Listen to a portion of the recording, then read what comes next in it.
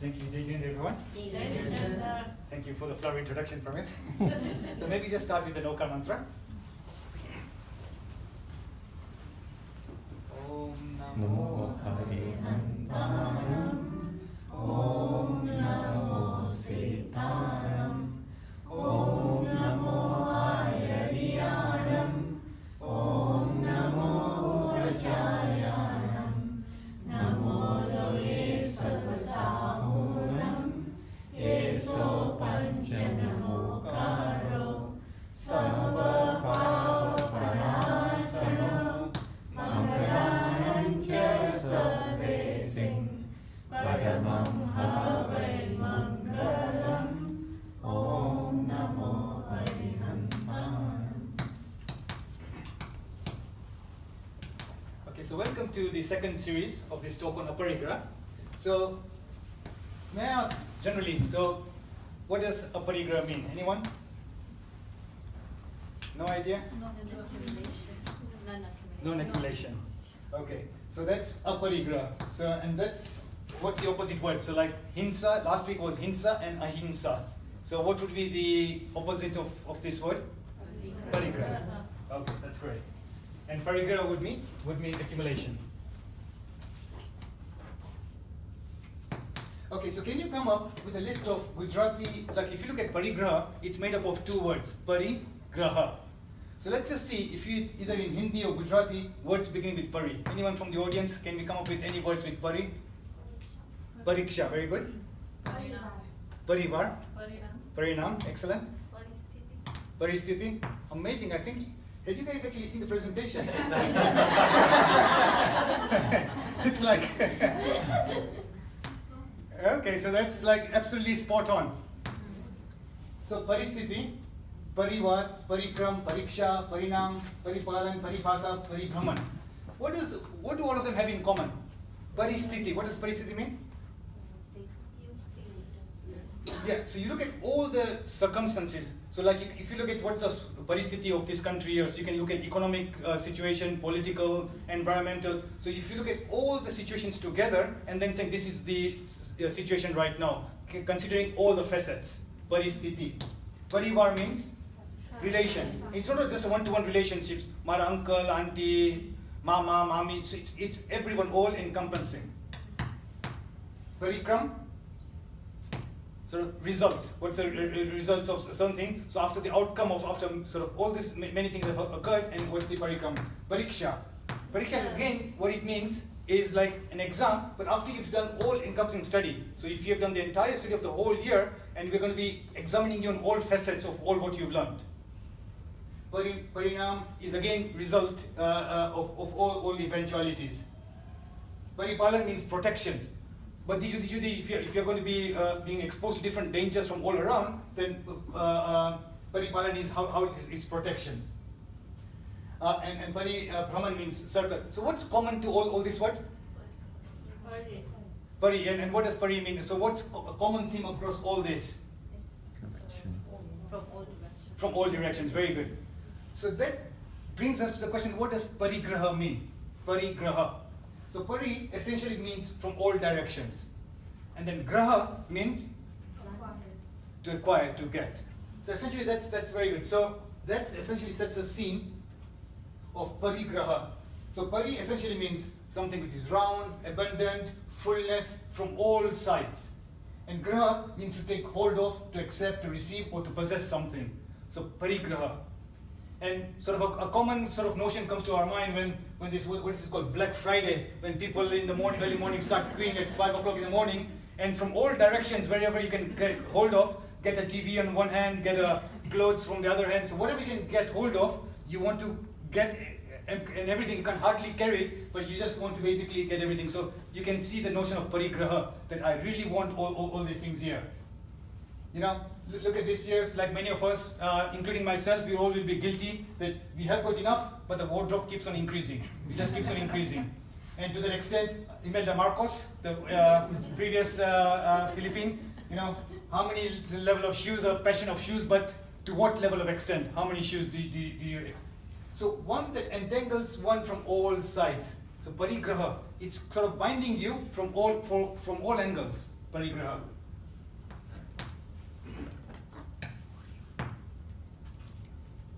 So essentially, the opposite of parigraha will mean so the opposite of parigraha will be aparigraha. Now, if you look at the Jain philosophy or any religion for any for that point of view, essentially religion can be broken down into two main facets. One is called metaphysics, and the other is morals and ethics, or the code of conduct. So, what does metaphysics mean? This is reality. What is the nature of karma? How many heavens are there? How many hell is this? What is the shape of the universe? If you start understanding all these things, does it make any difference to our day-to-day life? If I told you the universe is round, or if the universe is triangle or the square, okay, fine. I'll say it's square, you'll say it's round. Does it make any difference to our lives? Nothing at all. So these are all studies of notions. What is the nature of karma? What is karma? What is karma in Hinduism? What is karma in Buddhism? What is karma in Jainism, Hinduism? So you're looking at some aspects. What is reality within different philosophies? So these are all kind of principles, notions which different faiths have, but does not have any relevance to our day-to-day lifestyle. Whereas morals and ethics are very relevant. Like everyone, Christian faith, Muslim faith, in fact, all religions, all faiths will have certain morals and ethics. The 10 Commandments in the Christian faith, the Buddhist and the principles. So these are all the code of conduct. How should we behave and live in this world? Honesty, integrity. Now, if you look at the Jain faith, then essentially there are 5 main core principles which underpins the philosophy. And I think almost all of you know ahimsa, asatya, satya, aparigraha, and brahmacharya. And if you look at this also, if you say apne pratikaman karta hoye che, then there a certain prayer also comes in, 7 lakh ave che. Ema pan apne ke che what are the different kinds of sins, and out of them the top 5 ones apne ke pehle pranatipat, bije rushavat, trije arthadan, chauthi mevtun, panchve parigraha. So these are the 5 main ones. All the other ones are subsequent, that Krodh, Man, Maya, they all come later. But if you look at the top 5, then essentially it says we want to refrain from these 5 kinds of sins, out of which parigraha is one. So we want to go towards aparigraha. So in the broadest sense possible, all that is other than dash is possession. So can you think what would come in this fill in the blanks? All that is other than is possession. All the necessary, okay. Soul. I think you hit the nail on the head. So all that is other than soul or self. I mean, you actually went even one step further. The word I was looking for is self. So all that is other than the self is possession. Now, a misconception can come self. Like whom? Oh, I'm Rajeev. And most of us have the notion like my body. Going towards the level of soul is actually even a step further. So, because essentially all what we want, we all want to are looking after our own self-interest. If there is, so all, in the broadest sense possible, all that is other than self is possession. If there's a condition, that this is his possession only on a particular condition. Sorry? Attachment. You're waiting towards the right, yeah? Right idea? I mean, that's almost the right answer. It's like a synonym for that. Yeah, I think it's all those kinds of. So the word in English is if there is possessiveness for it. So aparigraha does not mean possess nothing. If a Jain monk has clothes and a bowl and a blanket, it does not mean that he is a parigrahi because he possesses in order to live like a moral life. Minimal items, but does that making them parigrahi? Or they still have got? It's the question is, how much attachment do they have to even whatever amount of items you have? So possession essentially is broken down into 2 forms within the kind of Jain philosophy: internal and external, sort of bhav and sort of the actual objects. So this is external possessions is fine. Items you can see, touch and feel.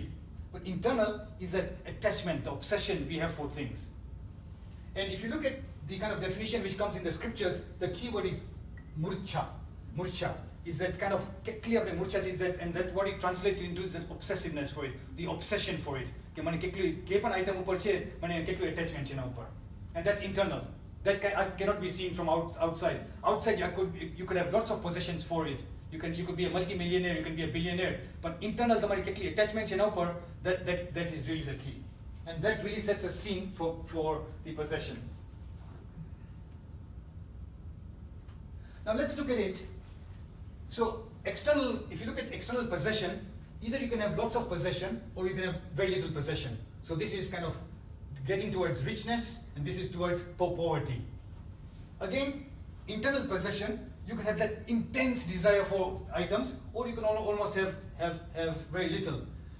Now, can you come up, or can you think of what qualities will be attached to that? So for example, if you've got a lot of external attachment, and you've also got a lot of internal attachment to things, what kind of feelings will be generating within you? Can you get it? So I'm looking for 4 items. So high external attachments and very low internal attachment.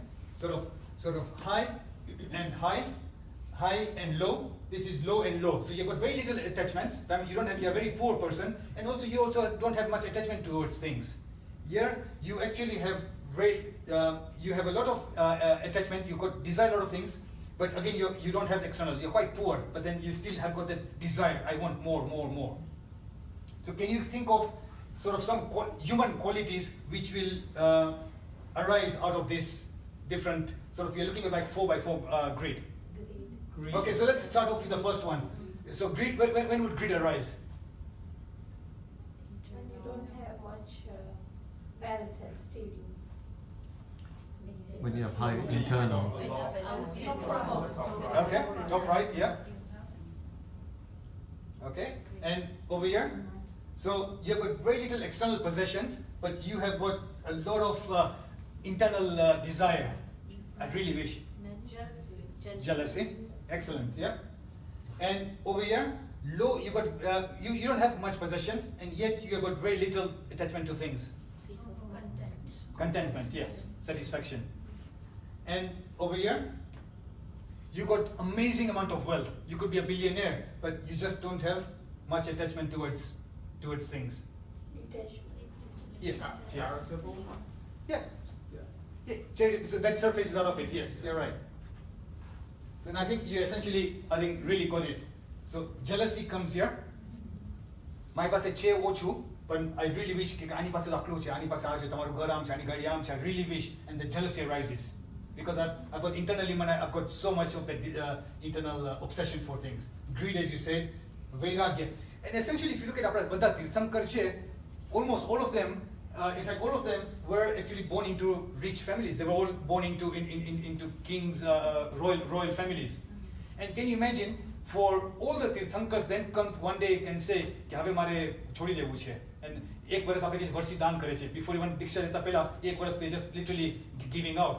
So can you imagine, they've got everything here, but essentially they've got very little attachment to this, and that gives rise to vairagya. Yeah, have chhe ke nahi man bo fair nat padto. And can you? It's just amazing to see what kind of feelings can generate. Now, આપણે જ્યારે પ્રતિક્રમણ કરીએ છીએ, and it's quite interesting to see that many times when you look at all our prayers and what we do, they seem to be very complex. When we go to pratikram, we say, "Oh wow, I'm sitting there for 1.5 hours. I don't even understand what's going on here." You do some rituals, some khamas na karo, na karo.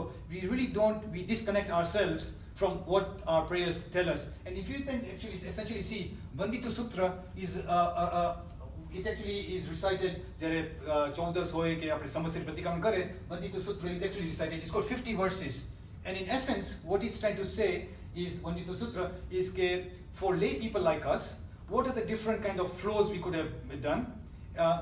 What are they? And what are the transgressions we could have done for each of these principles here? And then you're saying, Michhami Lukadam. I wish I don't do transgressions for these different things.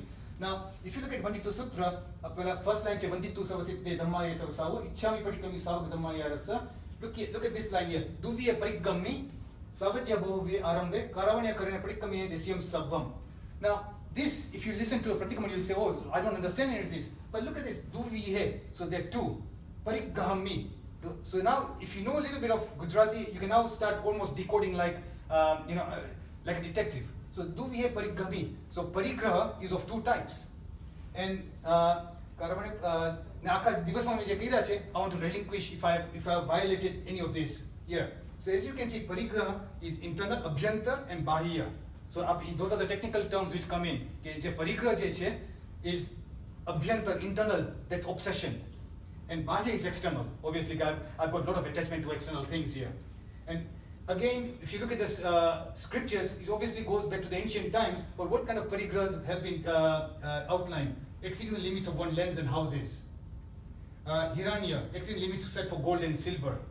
Exceeding limits for grain and other foodstuff. Exceeding limits for biped and quadruped animals. Can you imagine, many of us are actually from Africa, and even now, like Maasais, the measure of wealth for a Maasai would be the number of cattle they had.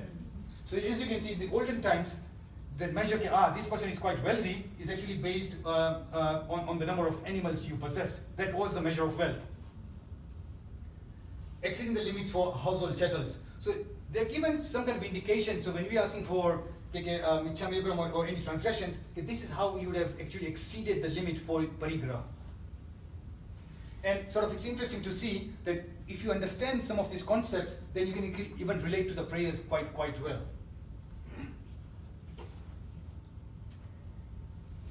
So in ancient times, parigraha was sort of saying wrong measurements. There's a technical word which comes in Manditu Sutra, kuda tul kuda mane. So la tul ekla ave se આપણે measuring આપણે કરીએ ને તોલા ઉપર એટલે આજે મારે measure કરવું હોય તો લા wrong weights નાખી દો આમાં કે મેં તમને I've given you 50 grams of rice instead of 500 grams of rice. So wrong measurements.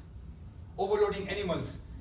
For the desire of more trade, let me actually burden the animals even more so I can actually create more wealth, generate more wealth. Destroying livelihood of others. For me to hoard more stuff from others, I'm actually depriving others. So that's one of the byproducts of parigraha. The more I accumulate, I'm actually doing injustice to others because the others are not actually being able to possess that. I'm taking more of my share. Adulteration, mixing, दूध ने पानी mix करी ना के, it so happens. So all these things were kind of happen, and we can then extend some of these to our modern times right now, and then see how that's applicable to our day-to-day life. If you even look at it from the stock market point of view, like again, I come from a finance background, but if it's just like a zero-sum game, Ajay, if you saw some big headlines in sort of 2008 or 9, oh, the stock market has crashed by this many points here, the markets have lost 5 billion pounds, or someone, you see those headlines. If someone has either made money and someone has lost money, it's a zero-sum game. You cannot create wealth out of nothing. So if I have actually made lots of money, that means someone else has actually lost some money. So you cannot create wealth out of thin air. So essentially that's essentially is a zero-sum game. If you look at this ice cream here, so he's unhappy, he's happy, but essentially it's a zero-sum game. And that's again very much true even if you look at the stock markets or financial markets.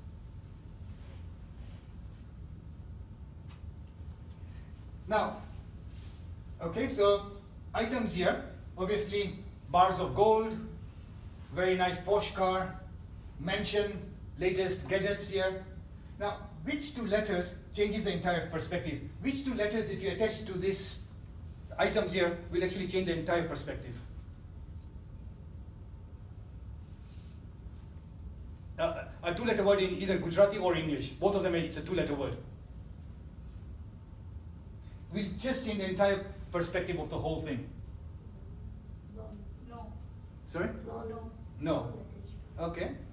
That's a bit extreme. I mean, would you really say no to this? That's hard to believe. That's a bit hard to believe.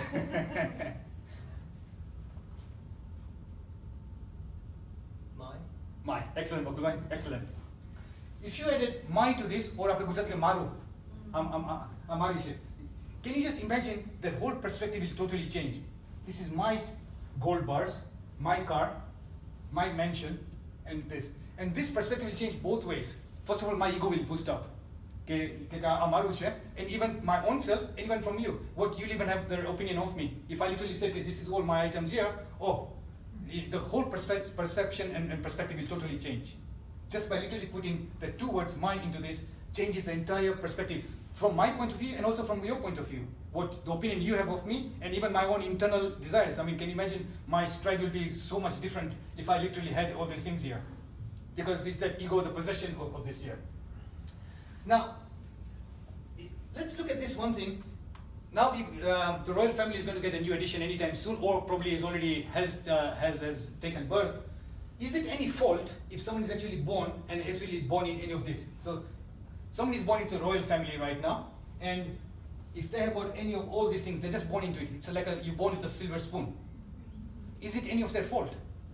That's not fault. A child has been born, and enesu guno kero che ke buddu my passage right from instant. I didn't have to work for it. It's there right in front of me. So essentially, then what makes it a possession? The attachment. It's a possessiveness of it. And I think almost it's like I can almost end the lecture right now, because if we get this message through, because generally Aparigraha ke, most of us will actually say, external items mati will actually say, ani pase to ghar che, ani pase gadi che, and we actually attach our opinion based on those items. The more you have of this, we'll say, ato bo parigraha che. And essentially, the idea is you could have all this, yet you could be aparigrahi. And that's such a key insight which our philosophy actually sort of gives to us. It doesn't matter. Rishabdev Bhagwan's son, Bharat Maharaj, he as they call, he was he's an emperor. And as an emperor, he had got so much wealth. But even when he was going on the battlefield, he used to do samai. And every day he had just no attachment to it. And one day, if he wanted to leave, he just left it in an instant. So essentially, possession leads to desires, desires leads to greed, and greed leads to sansar. And you can see how this all sort of is intertwined.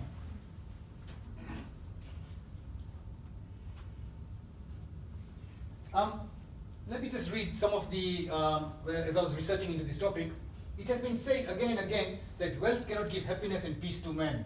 One who amasses wealth with the view of achieving peace in life makes a terrible mistake. Most of us are there, I need more items, I need to secure my future, I need to secure my children's future, grandchildren's future. In fact, the more he amasses wealth, the more he is fettered.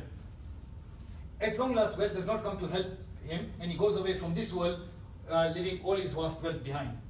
Now, this is very we've heard this many times. Every time you go to a pratna, someone dear has passed away, and these notions come back to us. That's all sort of generally the theme of the pratna sabhas. But it's amazing how much we can internalize it ourselves. Keeping this fact in mind, all the objects of the world are transitory, and they cannot give real happiness, and that one will leave this world without being accompanied by his wife or children or by his relatives, let alone by wealth. He should never develop any attachment for them. Men's desires are infinite, so infinite that never can be satiated, even if the world's wealth, including gold and silver, is placed at his disposal. In fact, it's quite interesting. Srimad Rajchandra in one of his discourses, he was saying, there are two powers. I've got a body and I'm a soul. Let's say my body's power is such that whatever I touched became gold. Can you imagine that power? મારી પાસે એવી એક power આવી ગઈ છે કે હું જે પણ touch કરું, everything will just touch into gold. And Srimad Rajchandra says, even if I possess that power, this gold will be tuchha for me. Tuchha means it's nothing. For example, we are all vegetarians here. Do we have any desire to go to a non-veg place right now? It's tuchha. I went to a very good restaurant. They serve this best non-veg food here. Does that even make it stir any into our conscious? It's tuchha for us. It's got no relevance for us. So Srimad Rajchandra is saying કે મારી પાસે આટલું બધું gold જે છે કે મને આત્મા ઉપર એટલો બધો વિશ્વાસ છે કે મને આજે બધું જ ગોલ્ડ ઉપર જે થઈ જાય, it's got nothing. You place as much tons of gold in front of me, it's got of no relevance to me. And that's the degree of his kind of aparigraha. If wealth, fame, and sensual pleasures, possessions becoming the divine goals of our lives, then the evils of jealousy, deceit, quarrels shall definitely overcome us, and there shall be no room left for the ultimate quest for truth in our lives. This is a very practical and purpose here. Almost all of us here would have heard of stories or within our families, brothers and two brothers are fighting one another, business ma kind problems sai gaya hoy, mother, father, brother, relatives, uncle, aunts, and then it's just amazing how much attachment we've had to this and have had so many quarrels for this. Let alone our families, how many battles have been, if you look at history, how many battles, I'm an emperor and I want to actually conquer another kingdom. That desire of getting for more and more.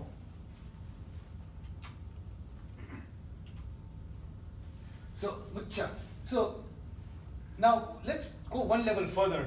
We generally looked at goods and objects as parigraha.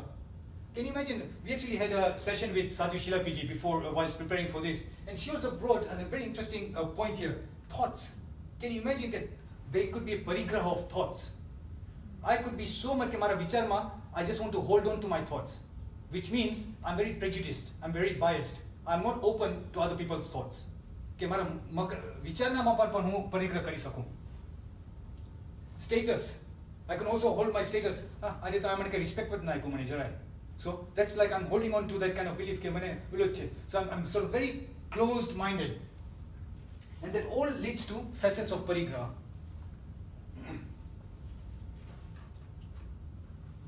And then aparigraha, let it go, non-possessiveness, non-grasping, let go of what is not needed. Let go of what is not serving you. Just let go, let go. Saint John of the Cross was in the 15th or 16th century was a kind of a Spanish saint. Can you just imagine that even if you look at other faiths, how much correlated are they to our Jain thoughts? The soul that is attached to anything, however much good there may be, will not arrive at the liberty of divine union. For whether it be a strong wire rope or a slender delicate thread that holds the bird, it matters not. If it really holds it fast, for until the cord be broken, the bird cannot fly. Birds છે પાયલોન wires ઉપર પકડી રાખતા હોય. So whether it's there, આપણા back ગાર્ડનમાં ઓલું આપણે કપડા સુકાવાની દોરી હોય એમાં પણ પકડી રાખે. Doesn't matter what kind of thread the bird holds on. If it's holding onto the thread, it's not going to fly. Doesn't matter what you're going to be attached to. But the fact that you're attached to something, you just can't fly. Any one of these imperfections, if the soul has become attached and habituated to it, is of great harm to its growth and progress. In virtue, as though it were to fall daily into many other imperfections and casual venial scenes. For as long as there is this possibility that it will make progress in perfection, even though the imperfection is extremely slight. Look at our Gautam Swami. Gautam Swami became a Ganadhar. He became a first disciple of Bhagavan Mahavir. He actually gave lots of dikshas to his disciples. Okay, yeah, you now become a monk. And so for all these years, his disciples were actually they were getting Keval Gnan, and Gautam Swami was not. Can you imagine that the disciple is actually progressing in the spiritual growth and Gautam Swami is left behind? And we know the story very well, and that was because of his attachment to Bhagavan Mahavir. So even that attachment in the spiritual sense was holding him back. કે મારે એટલું મારા ગુરુ માટે મારે attachment છે મને મારા ઓલા માટે છે એ અટેચમેન્ટ જે એટલું બધું ઇન્ટેન્સ થઈ ગયું હતું લાઈક એન ઓબ્સેશન. અને આપણે સૂત્રમાં પણ આવે છે જ્યારે ભગવાન મહાવીર દિવાળીમાં when he goes to moksha કે ગૌતમ સ્વામી પોકારે ચાઇલ્ડની જેમ રડે છે કે મારા ભગવાન ક્યાં ગયા. And he was attached to the physical body of Lord Mahavir. Okay, a sort of a 60-70-year-old man crying like a small child.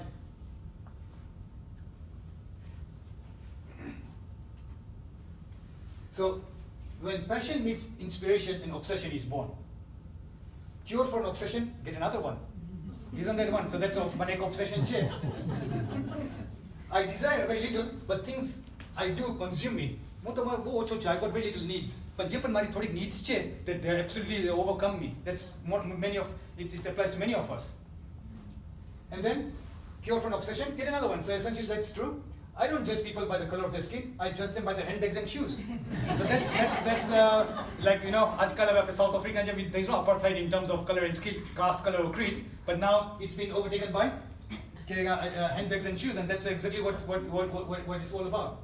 And therefore, the retail therapy is actually born. Okay. Oh, I'm so depressed. I really need to go shopping. And that's quite true. I mean, this is really not there. If you look at it, it's actually if you go to psychologists, know that this is really. I mean, there are people who have actually done studies on this retail therapy that people really need to do. Okay, Sundays, I mean, you even have to go on sort of Christmas time, go to Brand Cross, and everything. It just makes you wonder. Or even on a nice summer's day, rather than going to the parks and everything, you say, why are the cars just parked up in all these Brand Cross and all these other centers? It's literally this possession. Acharya Swati says, Parigraha is attachment of infatuation for possession. So desires have no reins. It's wild like the horse. To restrain your desire, learn to hold your reins. Don't buy stuff you don't need. I mean, this is a very famous quote from Mahatma Gandhi. There's enough on this planet for everyone's need, but not for everyone's greed. Who is a hero? He who conquers his urges. Now look at it. It's so amazing that our quotes share, but it's very much relevant to Aparigraha possession. We started this talk with possessions, internal and external. So these urges are internal possessions, obsessions. Obviously, externals are the needs. Why get them? So essentially, you can see the urges are our internal instincts, what you want. Okay, so this one I'll go a little bit fast on this. I talked about Manditu Sutra, and Manditu Sutra talks of anuvrats. So one of the ways how we can curtail our Aparigraha is to have vows. We cannot sort of function otherwise. We really need to have some kind of boundaries around us, and that's why vows are quite important. And therefore the anuvrats have been actually saying. So Sadhu Maharaj koi bane, they take the Mahavrats, they take the great vows. I will not do this under any circumstances. So I will not lie under any circumstances. So whether it's ahimsa, parigraha, so they take those ultimate vows. We cannot take those ultimate vows because we are lay people. So we take the anuvrats, anu means small. So we take the smaller vows that we say, okay, fine, we know that ke amare karwa jevu che, but I might not fulfill it to the best of my ability. I might transgress sometimes, and that sort of kind of sets the scene. So within those, then they are again broken down into, so these anuvrats are 12, and they're broken down into 5 anuvrats, 3 gunvrats, and 4 shikshavrats. These are all kind of vows which then say how we can lead our life. So I'll just skip this. So in this anuvrats, so obviously ahimsa, satya, these are the main vows, and so parigraha is here. So there are some vows which will say that how can I curtail my attachment or infatuation. So that's sort of the there. Look at gunavrats. In one of the gunavrats, there are 3 gunvrats: digvrat, bhog pariman vrat, and anarthadan viraman vrat. Bhog pariman vrat. What does that mean? Bhog means something I can use time and again. Okay, aja ghar je che, aje pan vapru chu, kale pan vapru chu, car che. But certain things I'll just be using it once. Our food. Aje me khada pachi, that's the food has gone. So that's upabhog. So bhog, upabhog, pariman vrat. So how can I set limits to what I consume daily and something which I consume occasionally? So can I set some limits to those?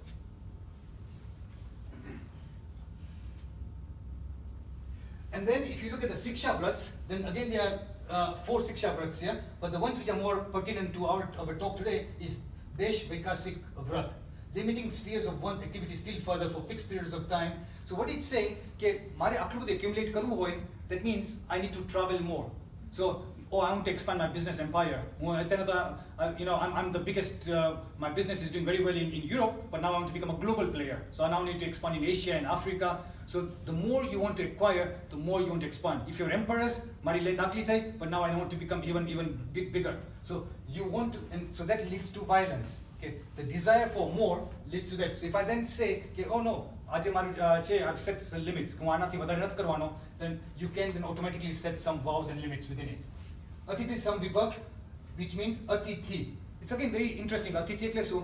આપણે ગુજરાતીમાં તિથિ કે આજે બીજ, પાચમ, આઠમ, અગિયારસ, ચૌદસ, તો તિથિ કહેવાય. So atithi means કે without any panchang. So કોઈ પણ આજે guest આવ્યો હોય, so tithi means a specific time period, and atithi is the opposite. Any uninvited guest who comes at any time is called atithi. And that's like, for example, Sadhu Maharaj Juna Jamana Mata, they literally come to your door, ke dharmalabh, and they'll say they've come for gochi vorava, they want some food. So they would come at any time uninvited.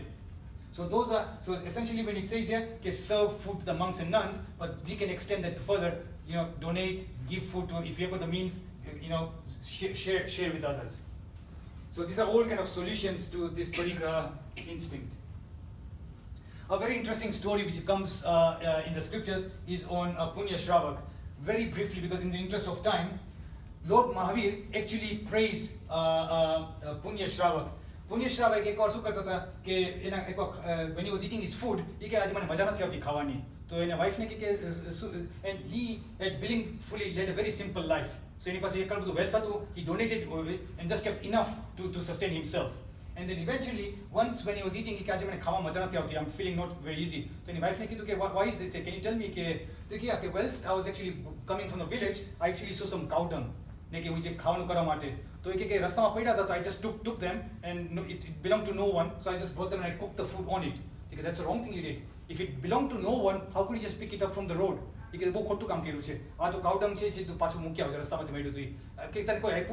belongs to the state. It does not belong to us. Why did you bring that up? Because of that, I cannot concentrate enough. Eventually, and as the story goes, King Shrenik actually did he killed some animals. And Lord Mahavir says, Narak ma jais. He was very, very scared. And he says, okay, how can I escape from this? Is there anything I can do? Mahavir Bhagwan knew that karmas cannot be changed. But he says, okay, look, why don't you go to Punya Shravak and sing if you can buy one Samayik of his? How can you buy a Samayik? And he actually goes to Punya Shravak, he says, I'll give you any amount of wealth. Is there any way I can buy? So Punya Shravak says, how can I mean, Shravak is my Samayik is something which I can't sell. It's very internal. So to that extent of things, you cannot compare all this amount which Shreni Raja had compared to this level Samayik Ma. And Bhagwan Mahavir actually praised in his sermons, look at him. He had very little possessions and to what extent he practiced. So Acharya Samantha Brother defines this as the vow of putting limits to the measure of one's worldly possessions, animate or inanimate things. Desires multiply with fulfillment. Just look at essentially, if you look at Trump, he's a billionaire and sometimes makes me wonder, okay, what actually drives him? He's made all the money in the world, billionaire, and yet he has got, so billionaire, but now I want the power. So can you imagine what drives people? That why would, someone would say, billion se santi tinaro, why have all these tensions every time? Sorry. It's almost in time. It's not 9 o'clock.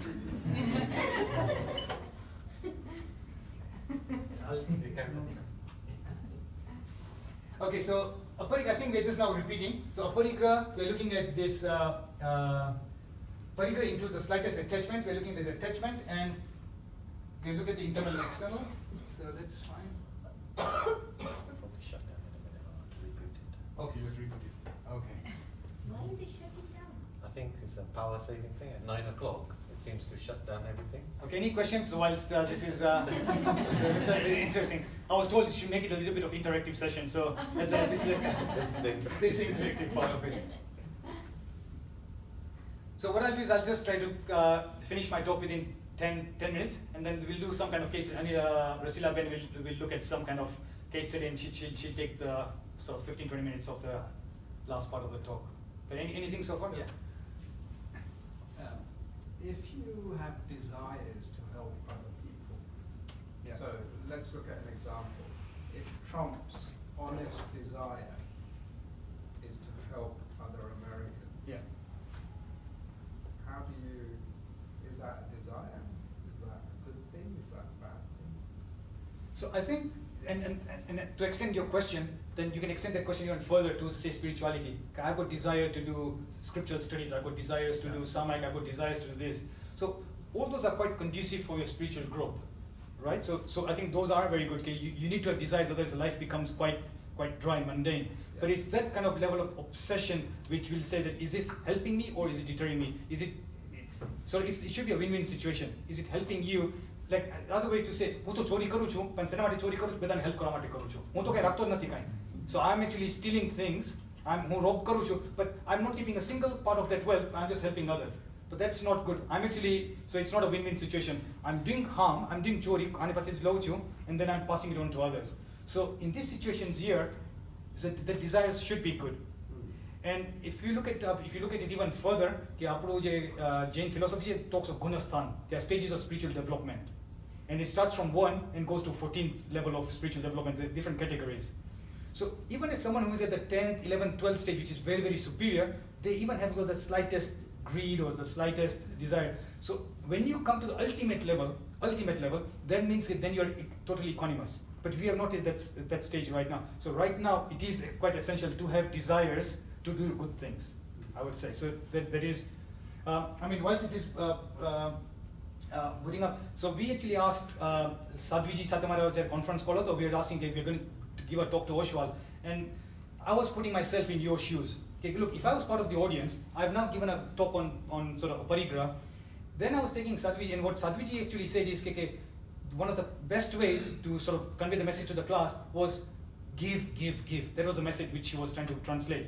Unconditional giving. It's all to do with sort of very conditional. My family, my house, when it comes to something else, we'll have double standards. So that actually was puzzling me quite a lot personally. And so I gave the example, if I've got children, I'll be more than happy to send them to private school. Tamara chokra se, will I be very happy to say, yeah, by the way, Tamara chokra pan private school and extend it even further. No matters, ulama. And I asked that question to Sadhviji, how would you reconcile with this fact here? You said, She says, she gave a very beautiful answer. Thoughts wise, nothing can stop you. As a mental level, you can say, I wish I can become as rich as possible, and I can educate the entire world. So, and each thoughts nothing is gone. It's just a thought. And then you extend it further. Okay, what are my limitations right now? This is my situation right now. My financial situation or whatever is, I cannot do beyond certain things. But can I actually help one child? I can't help 1,000 children. Maybe I can't even help one child, but maybe I can even contribute part of the child's ulu. So if you look at Viratan has got a lot of schools in India, and even if you look at some of their profile, they can say, do you want to sponsor a child for the entire year? Or do you want to sponsor a child for just one meal or just sort of one term? So there are different categories. So, and that's what she was saying, look, you first of all have that wholeheartedness that I want to help everyone, and then look at your own circumstances and see, look, I wish who can help. Even help at least have the thoughts. But I think to answer your question, desires are necessary as long as they are conducive for you and they're conducive for others.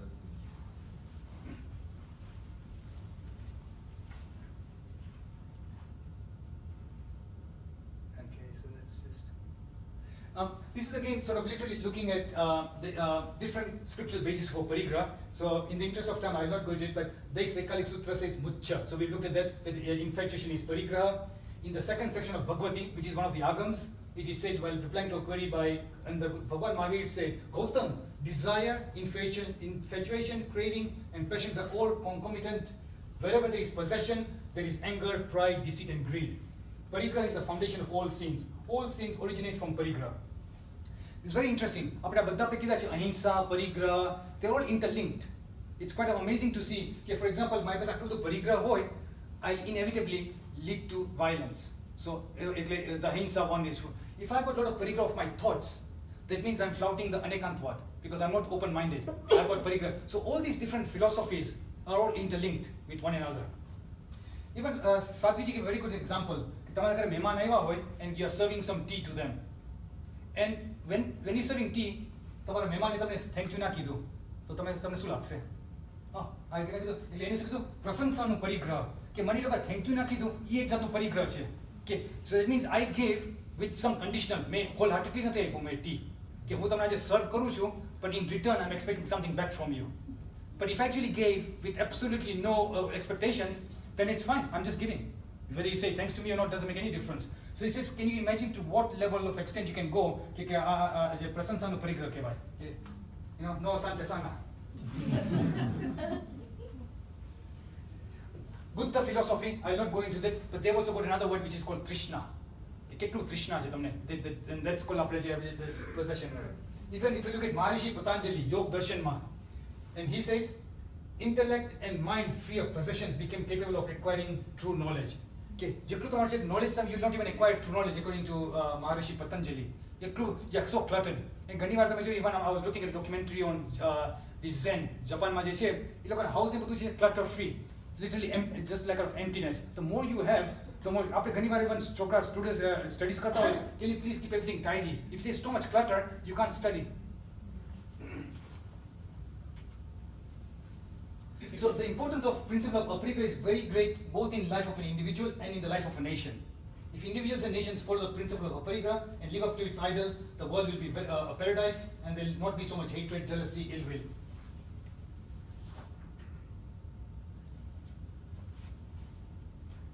I mean, this is another text which says Lord Mahavir kept nothing for himself, claims of a wages of zero. So again, sort of there's some nice quotes there.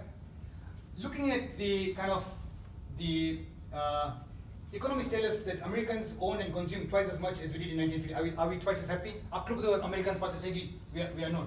This is very interesting. Consume. Consume means to destroy by separating into parts which cannot be reunited, as by burning or eating. So destroying of a substance, annihilate, from the old French word consumer, to consume. So essentially, can you see what consume, the word consume actually means? To kind of destroy by separating into parts. So consumerism, we are living in a society of consumerism. Consume means to exhaust, to waste, to destroy by wasting. And this is the society we are living in. We are a consumption society. Use is to put to some purpose. So there's a very lot of difference between use and consumption. Even if you look at our Gujarati word, upabhog consumption. And upayog means utility. Ano upyog શું છે? મારી પાસે એક sweater છે, એનો ઉપયોગ શું છે? To keep me warm from the cold. That's upayog. પણ મારી પાસે જે 50 sweaters છે, that's just consumptions. So there's a difference between that. Even after India weddings and even here, so much consumption, waste. So we are just consuming. Kind of a big cartoon. He's going, getting all the riches, goes to different kingdoms, and then પછી બધું એના castle માં લાવે છે, castle માં બધું ભરી નાખે છે, all the sort of stealing all the loots of the world. And પછી કહે now I'm happy. Okay, no, I want a bigger house. After the loot થઈ ગયું છે, હવે જગ્યા નથી રાખવાની. I want a bigger house. Even if you look at the Muslim faith, you may lose some tangible wealth when you give zakat, but the spiritual benefit you gain from it is priceless. All faiths, all philosophies have got this principle of giving. Sometimes we can attribute the blame to this economist Adam Smith. They're literally, these are economists who are saying, okay, we are staying in a society, and the basic premise of the basic economist is, okay, I want its benefit of me, so maximize the benefit for my own self. Man is an animal that makes bargains. No other animal does this. No dog exchanges bones with another. This is very interesting. Amna last week at the SCVP school was giving a talk on Chitrabhanu, just in his tribute, and Chitrabhanu had a very nice thing to say. Tame ke go to the villages of India. Dog kutro hoy, so he's got a bone. Kena modama bone che. Haji betran dogs hase, tarta avi jase, and they'll bark at him. They'll bite the dog so to get that bone. Bija kutrama પછી he's taken the bone.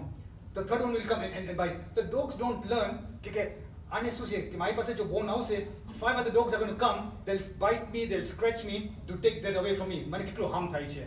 And essentially this is a society we live in. કે આટલી પાસે આપણે બધું જે છે, we are just like these dogs. We all want it. What is good for us got translated into goods. કે આપણે બધા કે મારી આત્મા માટે શું સારું છે, what is good got translated into goods. It's also interesting to know કે આપણે બધા consuming society માં છે, there used to be a philosophy in even Bhagwan Mahavir's time called the Charvak philosophy, and their philosophy was ખાઈ પીને મજા કરો. મોક્ષ છે કોને ખબર છે, કોને જોયું છે, કર્મ છે કે નહીં, what's after death, who knows. અત્યારે હું અહીંયા છૂટ ને આરામથી જીવો, ખાઈ પીને મજા કરો. There's nothing else to be worried about. So no religion, no philosophy, karu, nothing, no inhibitions. So there used to be a philosophy, charu work. And look at the word which comes from charu. Charu means sweet and work means words. It's a sweet word, sikare apo, khai pine maja karo. So, so that was the ancient times. The modern times again the same thing. Who knows, live the life to the fullest. Who knows about tomorrow? So that's kind of the philosophy of today's time, day and age. Capitalism is an astounding belief that the most wickedest of men will do the most wickedest of things for the greater good for everyone. So these are all kind of key economists, and based on all these theories, this capitalism has actually grown in the past 100-200 years. Corruption as one of the byproducts of this Aparigraha, not Aparigraha. So I'll just. The greater the wealth, the thicker will be the dirt. Wastage is economically, unethically, and environmentally wrong. Environmental degradation, these are big problems right now, environmental. So what are some of the solutions? Education is very important to get rid of this. State policies, among policies, and that's one of the reasons why among jana ke che ke should it be a capitalistic society, should be a socialist society, our wealth should be equally distributed to all the population. There's no one right answer. So state policies, spirituality is very important. Attitudinal change, simplicity, and charity. So these are all kind of some practical solutions of how we could resolve these issues. Okay, so I think I'm just concluding right now. The fundamental postulates of Aparigraha, the source of happiness and peace lies in the human individual within him and not on the outside. So that's a very basic premise of Aparigraha. External possessions are only meant to be used and not to be owned. The ownership of everything of the world lies with nature, Prakriti. It's very beautiful. Okay, ownership, nature nu maru su che ama, which is a true caretaker of everything. Ownership as mine and yours is meaningless and can be a source of conflict. The human individual has tremendous energies and potentialities which are not based on external possessions. Thus, the role of possession is limited in the life of an individual. All human passions such as anger, conceit, crookedness, attachment have their root in external objects or possessions, which create disturbance in the mind of the individual. Therefore, self-control of one's possessions and consumption is necessary. So, Sadhu Shilapiji, to summarize, give but without any expectations.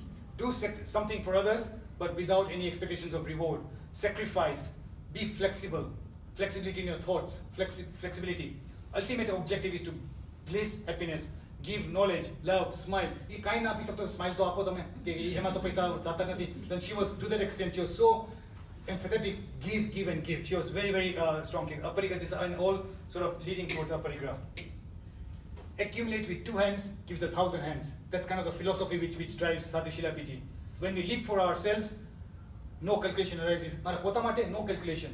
આજે કાંઈ પણ shopping જવું હોય મારા માટે હું બધું ખર્ચીશ. પછી મારા પછી family આવશે. But when for others calculation kicks in, કે આ calculation તમે છોડી દો. Just get rid of this calculation. Can you just literally have, you can't physically might be able to solve everyone's problems, but at least have that mental attitude. કે એક જણને હું help કરું. And that one can lead to two, two can lead to more. The essence is bhav, thoughts, feelings of universal welfare. And that's really the key message for this. So these are just some acknowledgements where I got some of this material from. So thank you very much. Priscilla Ben?